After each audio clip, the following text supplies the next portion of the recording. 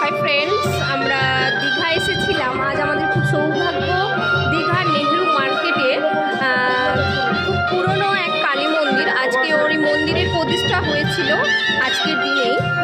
তো ওই মন্দিরের আজকে পুজো অর্চনা হচ্ছে। এখানকার মা খুব জাগ্রত, ওই মন্দিরের মা কালী। এখানে যে যা মানত করে সবার আশা পূর্ণ হয়। তো ওই মন্দিরে আমরা এসেছি, ওই মন্দিরটা আপনাদেরকে আমরা ঘুরিয়ে দেখাচ্ছি।